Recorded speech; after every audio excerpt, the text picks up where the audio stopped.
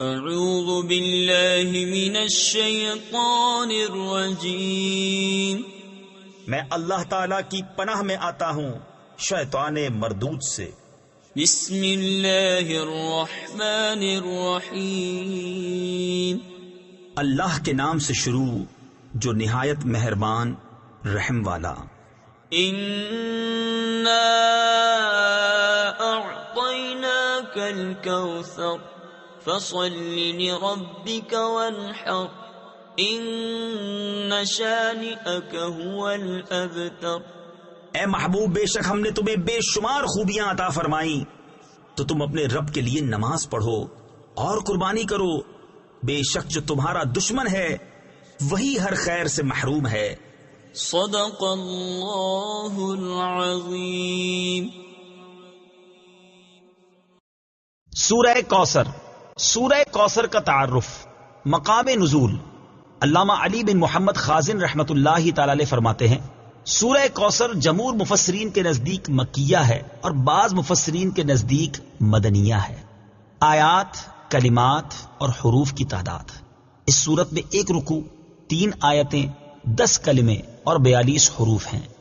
کوثر نام رکھنے کی وجہ، کوثر سے دنیا اور آخرت کی بے شمار خوبیاں مراد ہیں، اور جنت کی ایک نہر کا نام بھی کوثر ہے۔ اس سورت کی پہلی آیت میں یہ لفظ موجود ہے، اس مناسبت سے اسے سورہ کوثر کہتے ہیں۔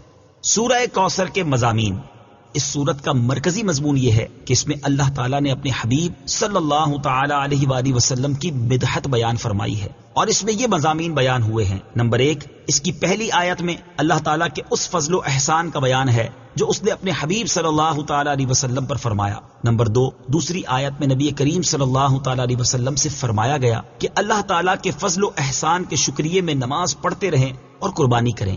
نمبر 3، تیسری آیت میں فرمایا گیا کہ جو اللہ تعالیٰ کے حبیب صلی اللہ تعالی علیہ وآلہ وسلم کا دشمن ہے وہی ہر خیر سے محروم ہے۔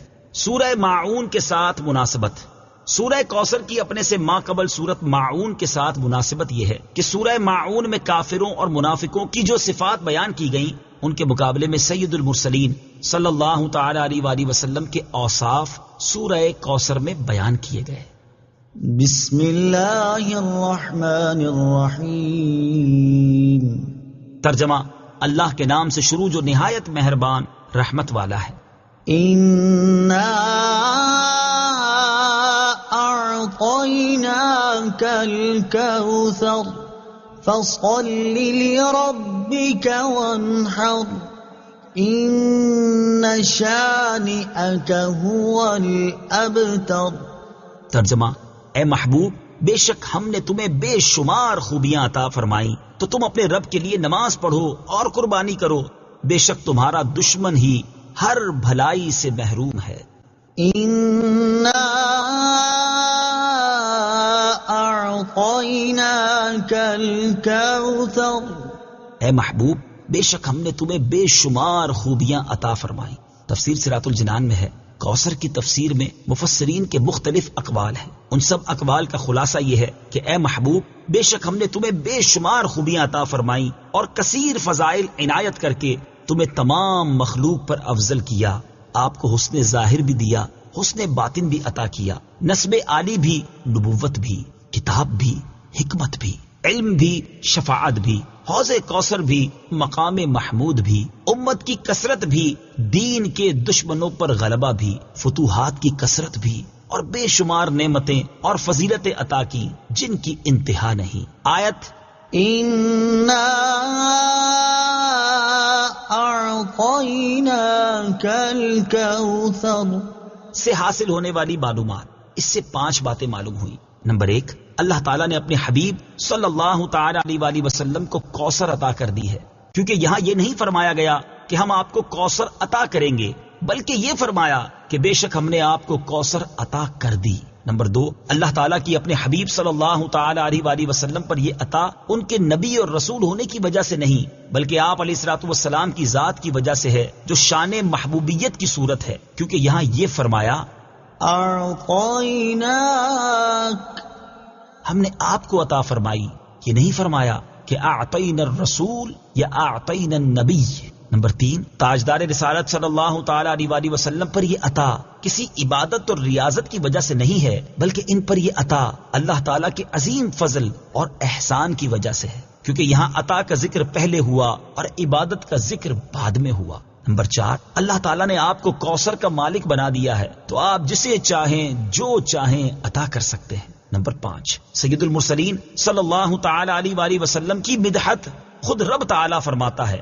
اعلی حضرت امام احمد رضا خان علیہ الرحمت الرحمان فرماتے ہیں، انا اعطیناک الکوثر، ساری کثرت پاتے یہ ہیں، ٹھنڈا ٹھنڈا میٹھا میٹھا پیتے ہم ہیں، پلاتے یہ ہیں۔ اور ایک اور جگہ فرماتے ہیں نا، اے رضا خود صاحب قرآن ہے، مداح ہے حضور، تجھ سے کب ممکن ہے پھر مدحت رسول اللہ کی۔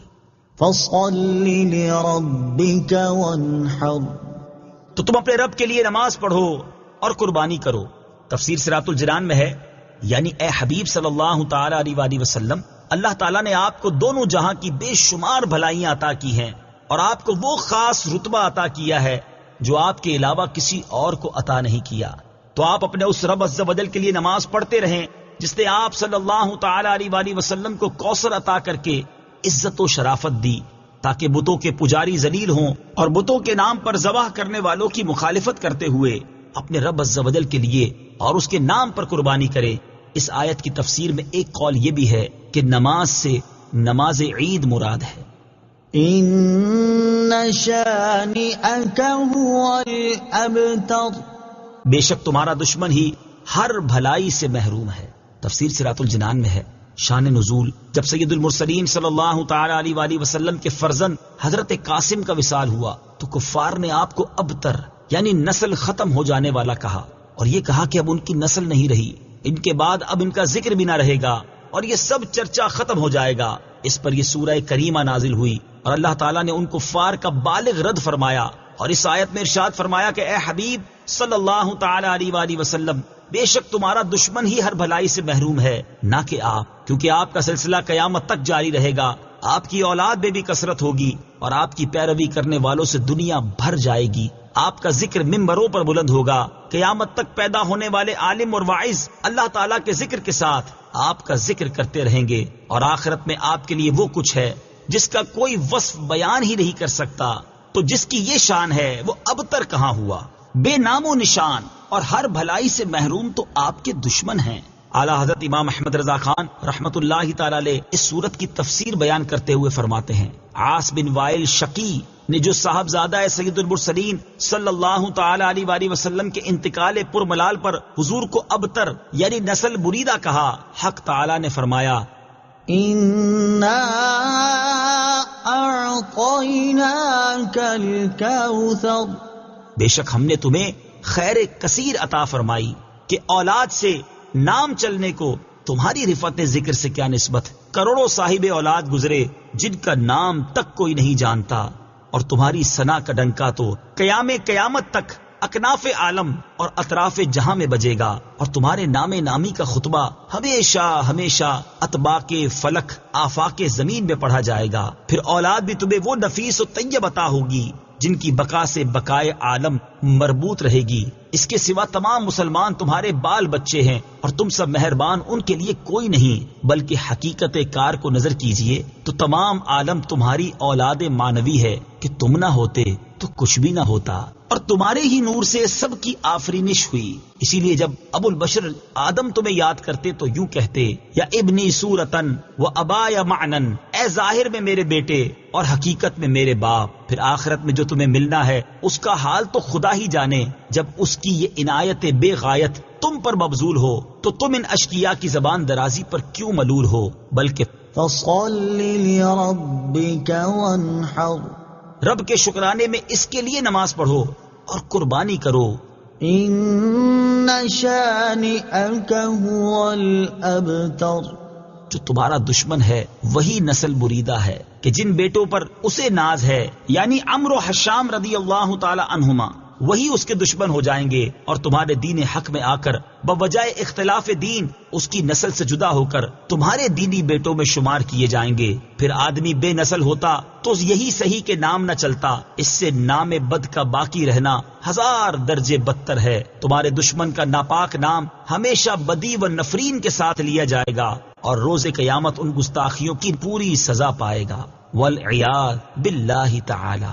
اس سے معلوم ہوا کہ حضور پرنور صلی اللہ تعالی علیہ وآلہ وسلم کا اللہ تعالی کی بارگاہ میں مقام اتنا بلند ہے کہ ان کے گستاخ کو اس کی گستاخی کا جواب خود رب تعالی دیتا ہے۔ صدق اللہ العظیم۔